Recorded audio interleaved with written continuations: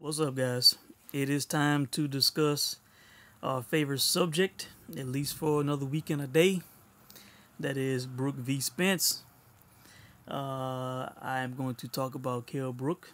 I'm going to talk about Errol Spence, and I'm going to talk about an individual which I won't even say his name at this moment, okay, because he doesn't deserve it. All right. The latest that has happened since I have last talked about this fight. I won't talk about everything that's happened, but talk about the things that stood out to me. All right. Uh, but before I do that, as I promised yesterday, we're gonna have the reveal of the fight day gear. You know, fresh out of Sheffield, England, straight from Bramall Lane. Okay. See if I can show you on the packaging here. Not sure how that's gonna read, if that's gonna read correctly or worse, or in reverse, but it is Bramall Lane, Sheffield, England. Okay. I ordered this last Thursday and I received it yesterday, which was Thursday. So, 1 week from order to receiving the shipment. That's pretty damn good. Thank you, Sheffield United. Thank you, Royal Mail. Thank you, United States Postal Service. Okay. Well, let's open it up.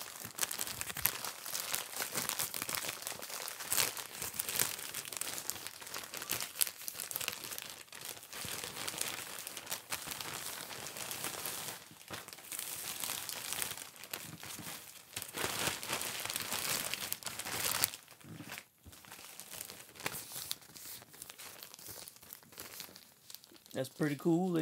They shipped it in a bag. Sheffield United. It's a nice little collector's item for an American. As if I went to their shop in person. It's pretty cool.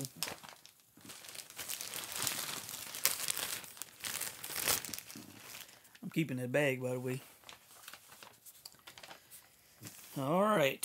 Let's see.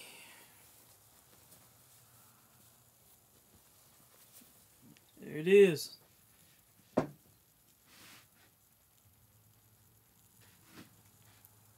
Kell Brook, Sheffield United badge. Kell Brook, the special one.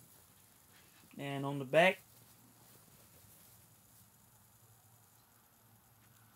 special one. I saw Kell, it's got fight label on the sleeves too.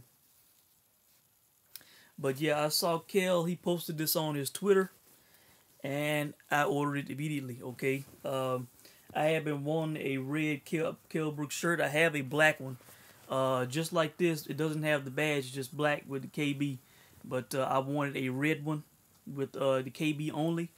And I didn't necessarily want a special one on the back. But, I thought the badge was cool. And, I will go ahead and I will take the special one on the back to get this red shirt. Because the red shirt on his site had special in white kind of going across the belly. All right. But that is the fight day shirt. I will be wearing that the day of the fight. You will see me wearing that in the post fight. Okay, I'll be wearing that watching the fight. I also ordered a red Kell Brook beanie. Hopefully, that has been shipped out and will get here before the fight. I hope. All right, now let's talk about some of the things that I've seen lately that I want to comment on. All right. Kell Brook, in an article, interview with SkySports.com. The article is titled "Brook versus Spence Jr." Kell Brook says he would take a rematch with Gennady Golovkin. All right. There was a quote in here. Okay, of course, as my favorite fighter, as someone who has the mindset, the heart that I commend, that I would have if I was in the sport. I want him to say I wanted him to rematch Golovkin. I of course I want him to say he wants that fight again because, like I said, I thought he was winning that fight. All right. Now I don't think Golovkin will ever fight Kell Brook again. I said that as soon as the fight was over. As I said in the classic post-fight video, Tom Laughlin was in the ring looking like his cat had just died, and he looked very sad. He did not look like he was happy at all. All right, he was getting outboxed by a welterweight. As everybody famously like to say. In my opinion, that night he was a middleweight. He weighed in at 160 or whatever it was around there. Kell Brook was a middleweight. Him and Golovkin, there's not a huge size difference. I don't know what people are talking about with that. So because Golovkin really should be fighting or could be fighting at 154. All right, now there was a quote in here which I was not very happy with Kell about, and I hey, if one of my guys say something that I don't like or I need to speak on, I will say, I want them to have that correct mindset, okay? All right. Now this is a quote. I would probably like to fight the weight above welterweight, and maybe 2 fights and then fight him instead of the big step up in class and higher weight division. All right. So he would rather fight 2 fights at 54 and then fight him again. All right. No, Kell. You don't need to do that, okay? You were outboxing this guy, going straight from 147 to 160. You were kicking his ass. You can kick his ass again. You do not need 2 fights at 54. Hell, as far as I'm concerned, you could kick Errol Spence's ass, and then you could go fight Golovkin again. No, we don't need 2 warm-ups at 154. If you want to rematch this guy, I would rather you say, hell yeah, bring on a rematch. I'll fight him tomorrow. That's the fighter's attitude and mentality that I like, and that's what I would prefer you to say. We don't need the 2 warm-ups at 54. Now if you want to unify with Thurman and Pacquiao and then move up, or just unify with Thurman or whatever, then move up to 54, I understand that. Because why continue to kill yourself making 147 when you could fight at 54? And I would prefer Kell to win at least 1 title at 54 and 160 before he retires. Be a 3 division world champion. All right. So I just wanted to say that. To Kell. Hey, if you're gonna call these guys out, say you want to rematch with the guy, go ahead and say you'll fight the guy. Let's not say we need warm ups. All right. Just a little criticism there for me. All right. Believe it or not, even Kell is not immune to criticism, even though he is my favorite boxer. All right. Now, let's go from the A side. Let's go to the B side. And Errol Spence. This article on BoxingScene.com. Tired Spence glad he arrived in England early for Brook bout. All right. He arrived in England last Sunday, which was the 14th, I believe. Yeah. All right. These are his quotes. It was just jet lag and the time change. Even right now, it's kind of been a struggle because they're 6 hours ahead of us. So I'm kind of tired and, basically adjusting to the time and everything, the jet lag and stuff like that. But we've been having great training over here, great sparring, and basically just staying focused out here. So I think it was a good decision to come out here earlier. All right. And this next quote, which I love, that Boxing Scene, they could clean this up, but they don't. They just put his country ass quote in here. Let me say it in the country accent, as he would say it. I done heard about that a couple times. I done heard about that a couple times, Spence said. Guys coming Tuesday or 3 days before the fight and being jet lagged or not having their legs, or these switching time zones, like that messed them up a little bit. So we just want to take all precautions and come out here early so we'll be 100% prepared. As I did in my previous video, talked about Gervonta Davis, but he made a big mistake not showing up 2 weeks before. Thinking he's Superman, can show up, a couple of days before the fight, and then they trying to cut weight, running, and all this kind of bullshit, while still jet lagged, not giving his body the proper amount of time to rest. Spence is over there. While going through jet lag, he is still putting in work. Which, hey, that's good. I hope he has a miserable time in the UK. I hope that he stays tired. Okay, I hope he misses the US badly. I hope he can't wait to get back to the US. I hope the Brits are giving him a rough and tough time over there. All right. Because hey, if that would be a advantage for Kell Brook. All right. So maybe he will be okay. He got it the 2 weeks before the fight, all that. But hey, if continues to be tired, hey, advantage Team Brook. All right. Now let's go to his interview with Mark Kriegel on something called The Reveal with Mark Kriegel. It's on YouTube, on the Showtime Sports YouTube channel. All right.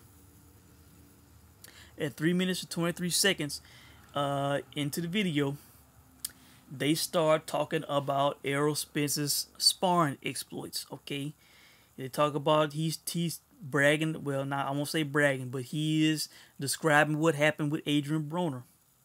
All right. Then Charles Hadley, and they actually said that Charles Hadley has a hell of a chin. What the hell are they talking about? Maybe this was done before the Hadley fight with Charlo, but we just saw the guy get knocked out cold. He was knocked out once before that. Once he got hit on the chin, his game plan changed. All right, so no, he does not have a hell of a chin. All right. Then they talked about Floyd. This is a quote from Spence. I went out there as if he was my opponent, not as a sparring partner. All right. So he is going in there, throwing the kitchen sink at Floyd, while Floyd is just seeing it as a lot of guys do, as sparring. Okay, you're in there to help each other, to get decent work. You're not going in there to try to hurt and kill each other. All right, you're not trying to. It is not a championship fight. Floyd was not in sparring going all out with these young guys. I'm pretty sure he looked at Spence at the time. So if it is true that he blacked Floyd's eye, that would be a reason why Floyd had his defenses down. As I said, it is sparring, not a championship fight. But these guys want to go, supposedly go 100% in sparring.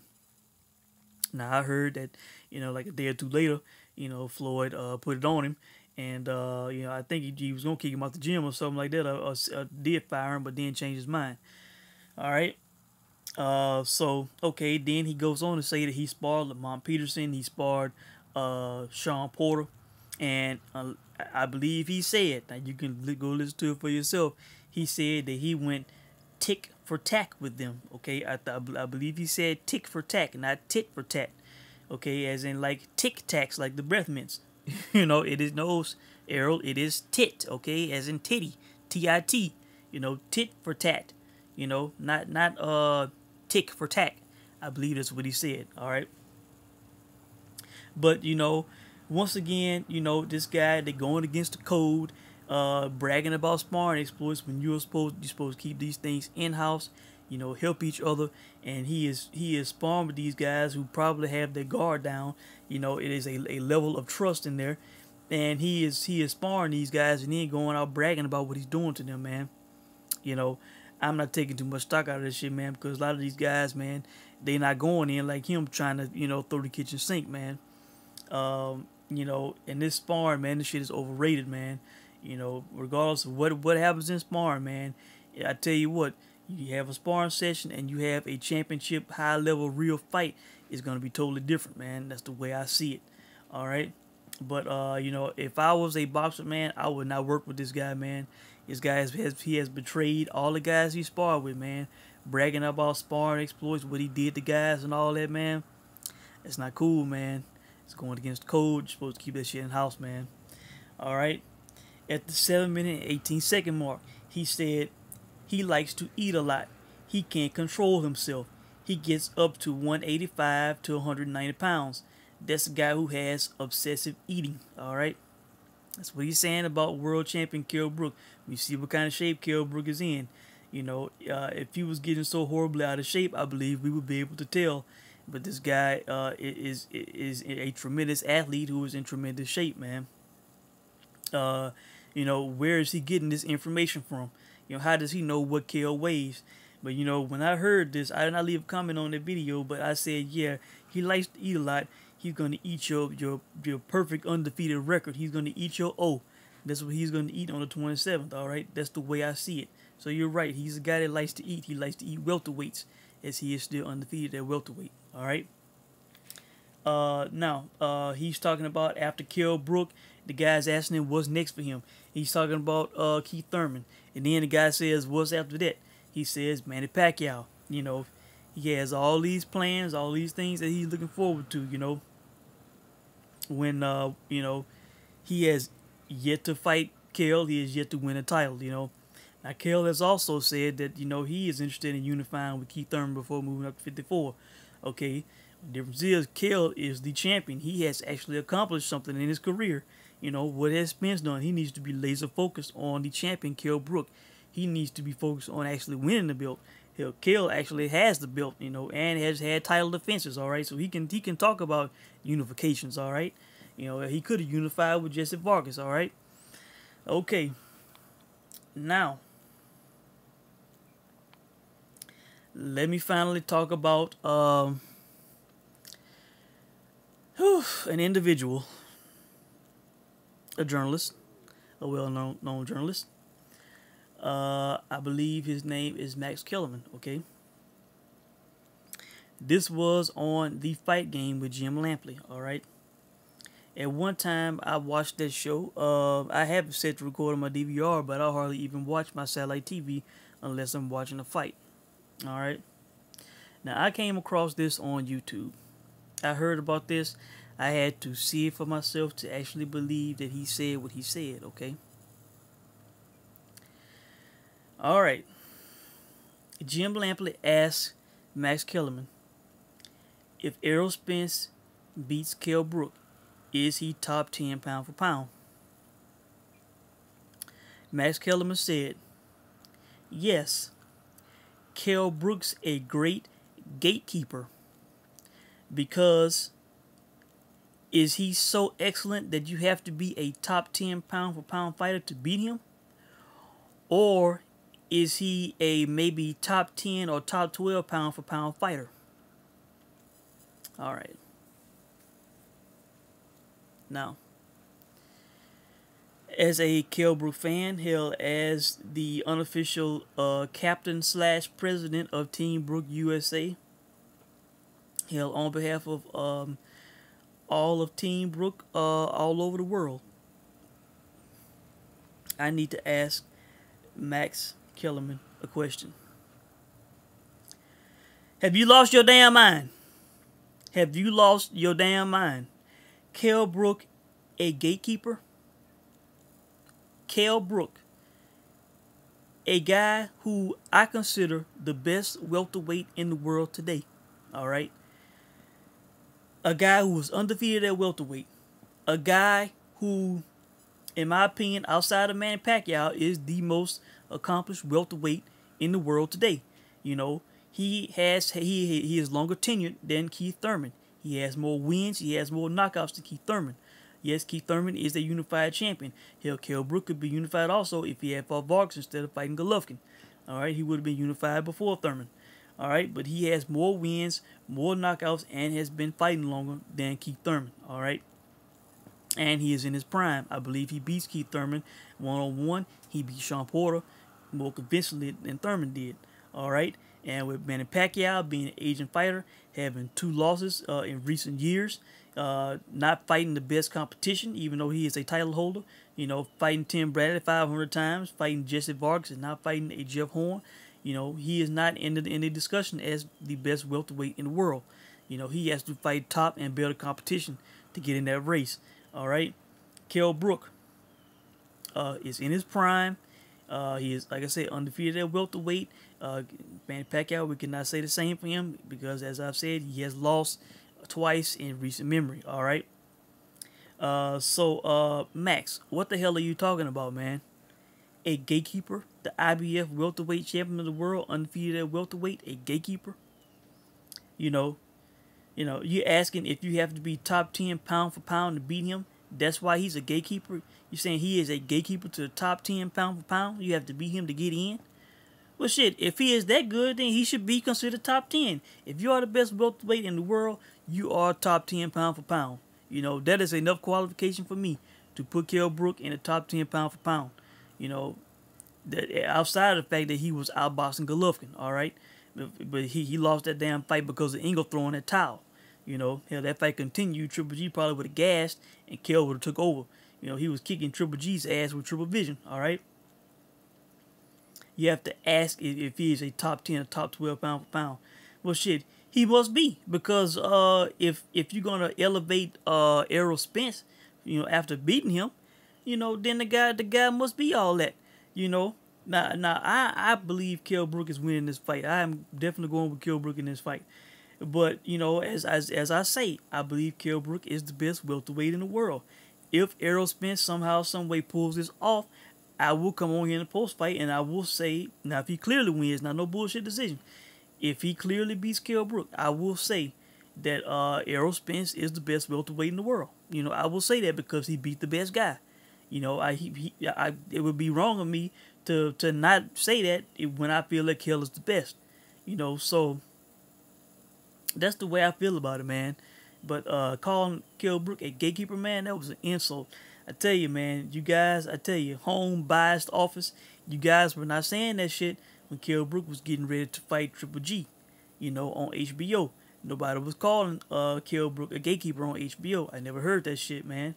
You know, but now that he's fighting on Showtime in a big fight, you know, we're going to kind of downgrade Kell instead of him sticking around HBO fighting somebody. You know, you guys want to label him a gatekeeper, you know. It's bullshit, man. I see through that shit, man. You know, hell, if he was about to fight on HBO, I highly doubt Max Kellerman calls Kell Brook a gatekeeper, man. You know, I highly doubt it. All right. So I just had to call Maxine Kellerman out on that shit, man. Maxine, the gatekeeper Kellerman, all right. And I will be tweeting this video to Max, all right. Max, you lost credibility with that shit. I tweeted his ass already about that. I tagged Kell in it too. And the Ingles and Eddie Hearn, okay? You know, he was out of line for this shit, man. A gatekeeper. Hell. Yeah, your ass a gatekeeper on First Take until Stephen A. and Skip Bayless reunite. Hell. How about that for a gatekeeper? You know, talking shit, man. But that's all I gotta say, man. I believe you know, that has been the most that has happened, man. You know, if anything else happens, man, I will comment on it.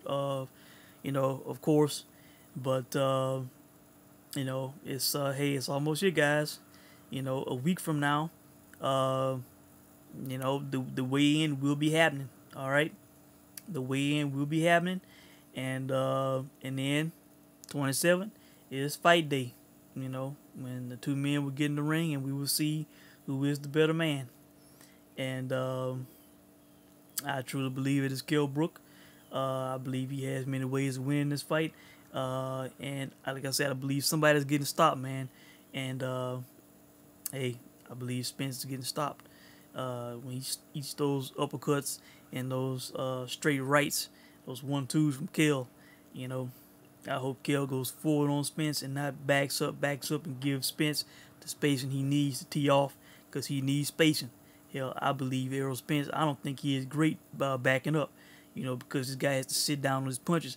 Hell, Derek James himself, you know, talks about throwing all of your body into a punch to get punching power. So when able to do that, you have to plant your feet, you have to come forward. You know, if you are constantly backed up or pressured, you know, if you are in a phone booth situation, you know, squared up, you won't be able to necessarily twist and turn into all those shots, man. So, you know, I would love for Kell to move forward and to make Spence eat those uppercuts, man. And not give this guy room to extend on his punches to go to the body and, you know, throw power as he likes to do. So, that's it, guys. If I miss anything, I will leave a comment in the comment section. You guys let me know what you think. We can talk about it. But, you know, until next time, man, you guys take care. And thanks for watching.